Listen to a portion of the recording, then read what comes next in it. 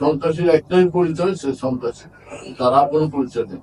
যেখানে তাকে পাবো আমরা তার বিরুদ্ধে আইনগত ব্যবস্থা গ্রহণ করবো। মাদক ব্যবসায়ী রাজু, সিন্ডিকেট মাদক ব্যবসায়ী রাজুকে এই আইসা বাহিনী তার দলবল নিয়ে প্রকাশ্যে দিবালকে এভাবে কুপিয়ে হত্যার চেষ্টা করে। এই 29 জুন এই ঘটনার পরে 30 জুন আদালত থানায় মামলা হয় এবং এভাবে আয়সা গ্রুপ তাদের উপস্থিতি জানান দেয়। তাদের যে মাদক ব্যবসার সাম্রাজ্য বা তাদের দখল চাঁদাবাজির যে তাদের আয়সা বাহিনী, সেই বাহিনীর উপস্থিতি তারা জনসমক্ষে ভাবে জানান দেয়।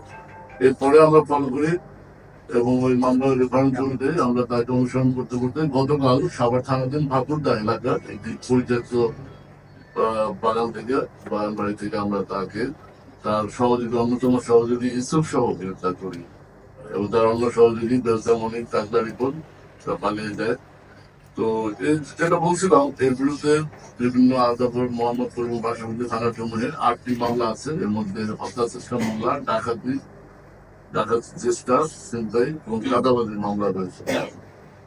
তো আমরা এই আয়সা গ্রুপ সহ এই আমরা জানেন যে আমাদের এই সন্ত্রাস বিরোধী অভিযান,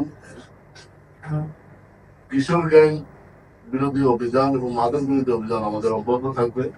আপনারা জানেন আমরা এই জেনেভা ক্যাম্পের যে চুয়া সেলিম, চোরা সেলিম, এদেরকে আমরা আইনের আওতায় নিয়ে এসেছি এবং এই জেনেভা ক্যাম্প আমরা বারবার বলি যে একসময় মাদকের সরকার ছিল, আমরা নিয়ন্ত্রণ করতে পেরেছি। এখন কিছু আছে, এটা আমাদের নজরদারিতে রয়েছে।